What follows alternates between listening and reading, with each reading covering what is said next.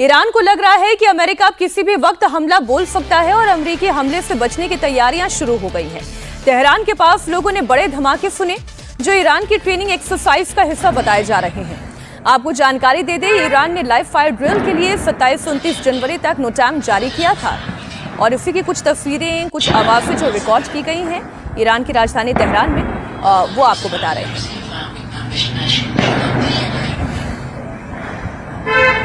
Tehran के पास ये कई धमाके सुनाई दिए हैं। इस बीच अमेरिका के विदेश मंत्री मार्को रूबियो ने ईरान को सीधे धमकी दी।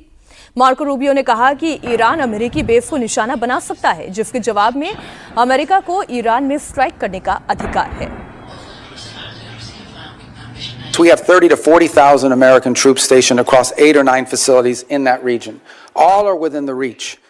Theoretically, not theoretically, in reality, all are within the reach of an array of thousands of Iranian one-way UAVs and Iranian short-term ballistic missiles, short-range ballistic missiles that threaten our troop presence.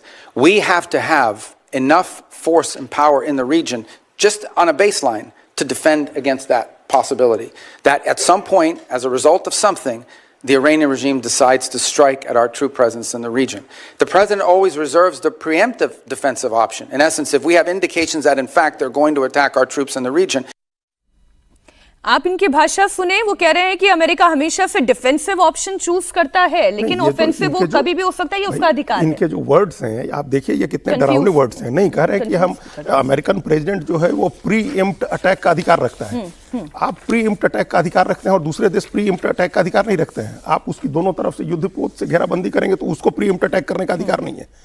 देखिए, Iran ने पिछली बार भी अपनी तरफ से हमला नहीं किया था। जब अमेरिका ने हमला किया उनके तीनों न्यूक्लियर बेसेस पर, तब उसने हमला किया। कतर पर भी हमला प्रतीकात्मक था, इजराइल के ऊपर हमला एक्चुअल था।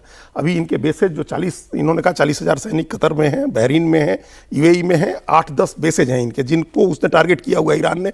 सब पता है अमेरिका की, उसने अपने मिसाइल तैनात कर दिए हैं इजराइल की तरफ भी, इनके तमाम बेसेज की तरफ भी। लेकिन ईरान पहला हमला नहीं करेगा। ये जो कह रहे हैं ये डरावना है कि प्री एम्प्ट अटैक का हमारे पास अधिकार सुरक्षित है। इसका मतलब आप ये भय दिखा करके, आप इस भय में कि वो हमला करेगा, आप हमला कर देंगे और उसको जस्टिफाई करेंगे, ये ठीक नहीं है। इस बीच जर्मन चांसलर का भी ईरान अमेरिका के बीच टेंशन पर एक बड़ा बयान आया। जर्मन चांसलर ने दावा किया है कि ईरानी शासन के यानी कि ख़ामेनी के गिने चुने दिन ही बाकी हैं।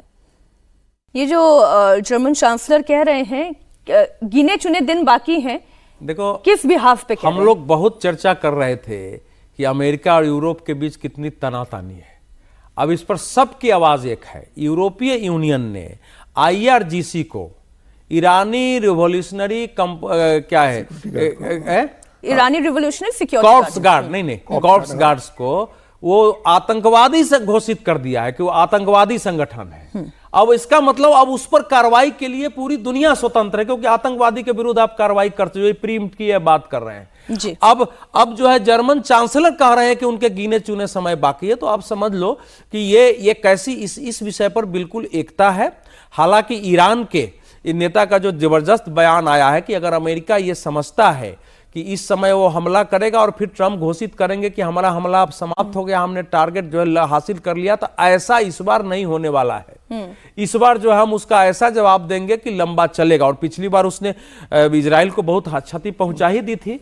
लेकिन इस समय की परिस्थितियां यह है कि असंतोष बहुत है ईरान में और इस इस्लामी शासन के विरुद्ध सड़कों पर है, लोग गोलियां सह रहे हैं।